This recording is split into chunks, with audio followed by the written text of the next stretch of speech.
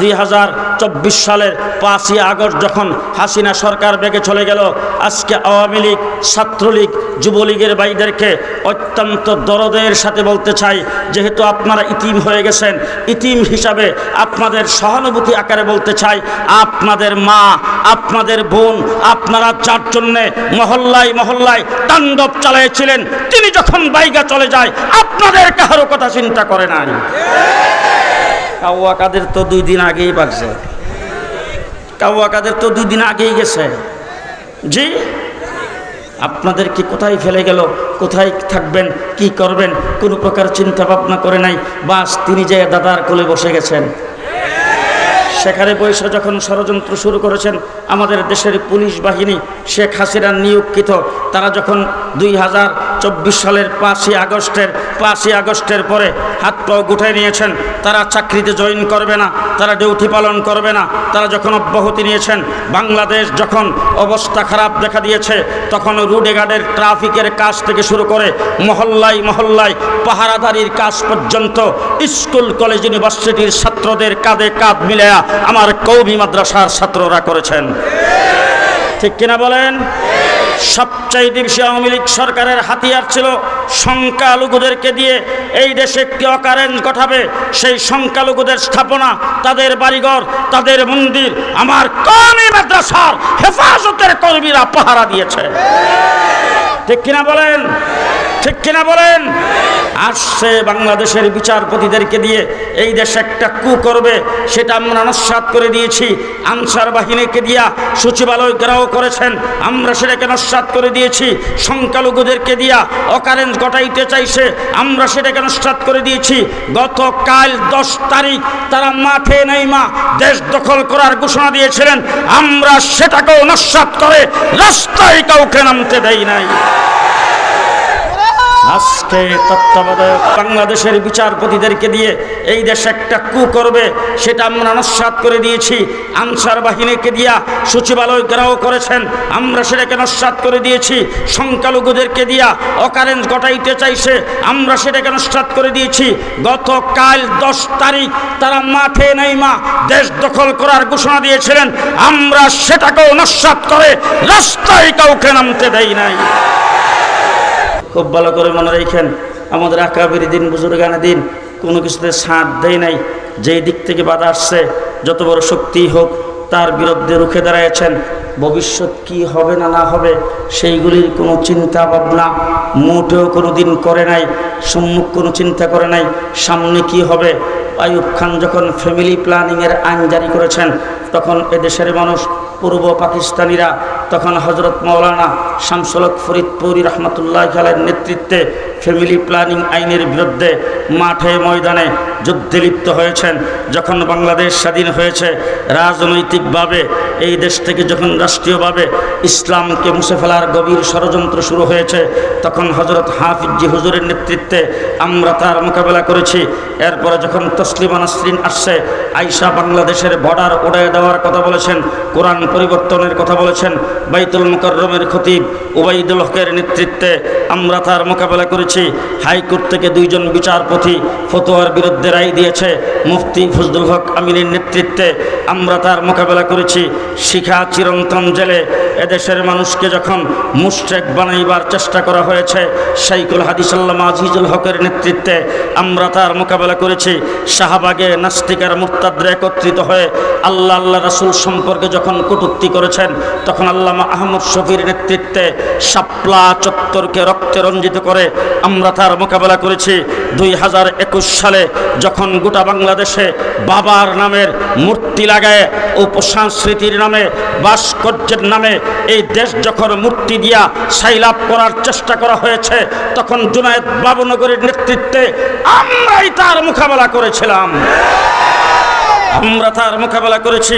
বাবরি মসজিদ যখন ভেঙে দিয়েছে, সেইগুলো হাদিসের নেতৃত্বে আমরা লং মার্চ করেছি বাবরি মসজিদকে রক্ষা করার জন্যে। কোথাকার ভারত কত বড় শক্তি সেইগুলি দেখার টাইম আমাদের নাই, কত বড় শক্তি সেটা দেখার টাইম নাই।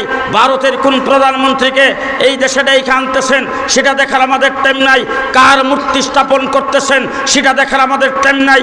আমাদের জান থাকুক আর যাক, দিন ইসলামের ব্যাপারে আমাদের পূর্বপুরুষ মানুষেরা কারোর সাথে কোনোদিন আপোষ করে নাই, আমরাও কোনোদিন আপোষ করি নাই,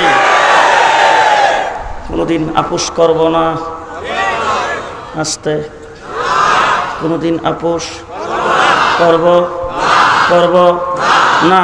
বাংলাদেশের প্রতিরক্ষাকে ধ্বংস করার জন্য গত পেশিস সরকার 57 জন আর্মি অফিসারকে এক রাত্রে হত্যা করেছে দেশটাকে পুঙ্গ বানাইবার জন্যে। আমার ভাইরা সেই পেশিস সরকার শাপলা চত্বরে 1,56,000 গুলি চালায় আমার ভাইদের বুককে ঝাঁঝরা করেছেন, শত শত আলেম উলামায়ে কেরামকে হত্যা করেছে। 2021 সালে আমার ব্রাহ্মণবাড়িয়া চট্টগ্রামে মাদ্রাসার ছাত্রদেরকে পাখির মতো গুলি করে হত্যা করেছেন। 2024 সালে কোঠা বিরোধী আন্দোলনে স্কুল কলেজের ছাত্ররা যখন মাঠে নেমে গুলি খাওয়া শুরু করে দিয়েছেন, জীবন দেওয়া শুরু করে দিয়েছেন। এক কথা ভালো করে মনে রাখবেন, কোঠা আমার সাজিয়ারা মাদ্রাসার প্রয়োজন নাই, খুলনা দারুল উলুমের প্রয়োজন নাই, কওমি মাদ্রাসার প্রয়োজন নাই, কারণ আমরা চাকরির জন্য কোথাও দরখাস্ত করি না, আমরা চাকরি নেই না, চাকরির কোনো প্রয়োজন আমাদের নাই, কোঠার প্রয়োজন নাই।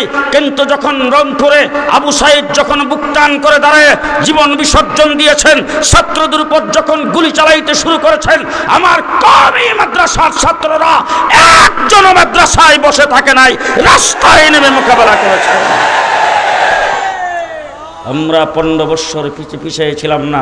আজকে অনেকে বলবেন আমরা 15 বৎসর নির্যাতিত হয়েছি, আমাদের বিরুদ্ধে হাজার হাজার কেস হয়েছে, আমাদের হাজার হাজার কর্মী জেলে ছিল, আমরা অনেক রক্ত দিয়েছি, আমাদের অনেক গুম হয়েছে। পরিষ্কার ভাষায় বলতে চাই, তোমাদের সমস্ত রক্ত আর সমস্ত মামলা সবগুলি একত্রিত করলে শাপলা চত্বরের এক রাত্রের সমান হবে না।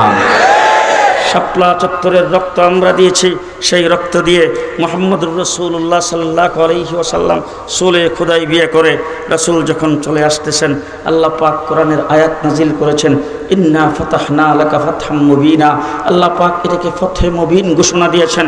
হযরত ওমর ইবনুল খাত্তাবের পর্যন্ত প্রাথমিক অবস্থায় বুঝে আসে নাই কিভাবে হলো। আমরা সেখানে নাকে খত দিয়ে আসলাম, 10টা শর্তে চুক্তি হয়েছে, 9টাই আমাদের খেলাফ, একটা আমাদের কিছুটা পক্ষে। এই অবস্থায় আল্লাহ পাক ফতহে ঘোষণা করেছেন। কিন্তু তার 2 বছর পরেই মক্কা ফতে হয়েছে, তখন আয়াতের মর্ম বুঝে আসছে।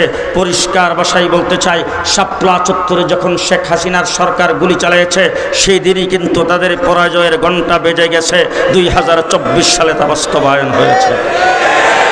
আমার বন্ধুগণ, সেই সাথে আমরা সব সময় মাঠে ছিলাম।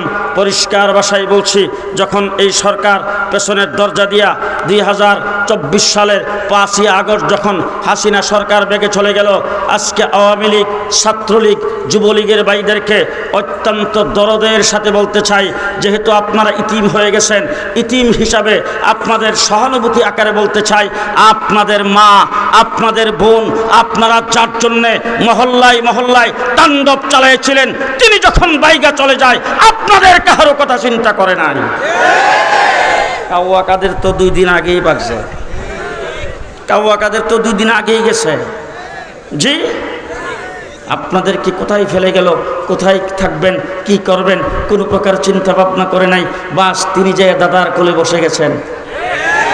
সেখানে বৈশা যখন ষড়যন্ত্র শুরু করেছেন আমাদের দেশের পুলিশ বাহিনী, শেখ হাসিনার নিয়োগকৃত, তারা যখন 2024 সালের 5ই আগস্টের পরে হাত পাও গুটাই নিয়েছেন, তারা চাকরিতে জয়েন করবে না, তারা ডিউটি পালন করবে না, তারা যখন অব্যাহতি নিয়েছেন, বাংলাদেশ যখন অবস্থা খারাপ দেখা দিয়েছে, তখন রোডে গার্ডের ট্রাফিকের কাজ থেকে শুরু করে মহল্লায় মহল্লায় পাহারাদারির কাজ পর্যন্ত স্কুল কলেজ ইউনিভার্সিটির ছাত্রদের কাঁধে কাঁধ মিলায়া আমার কওমি মাদ্রাসার ছাত্ররা করেছেন। ঠিক কিনা বলেন?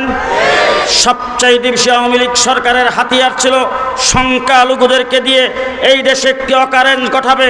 সেই সংখ্যালঘুদের স্থাপনা, তাদের বাড়িঘর, তাদের মন্দির আমার কওমি মাদ্রাসার হেফাজতের কর্মীরা পাহারা দিয়েছে। ঠিক কিনা বলেন? ঠিক কিনা বলেন? আসছে বাংলাদেশের বিচারপতিদেরকে দিয়ে এই দেশে একটা কু করবে, সেটা আমরা নস্যাৎ করে দিয়েছি। আনসার বাহিনীকে দিয়া সচিবালয় ঘেরাও করেছেন, আমরা সেটাকে নস্যাৎ করে দিয়েছি। সংখ্যালঘুদেরকে দিয়া অকারেন্স ঘটাইতে চাইছে, আমরা সেটাকে নস্যাৎ করে দিয়েছি। গতকাল 10 তারিখ তারা মাঠে নেইমা দেশ দখল করার ঘোষণা দিয়েছিলেন, আমরা সেটাকেও নস্যাৎ করে রাস্তায় কাউকে নামতে দেই নাই। আজকে তত্ত্বাবধায়ক আজকে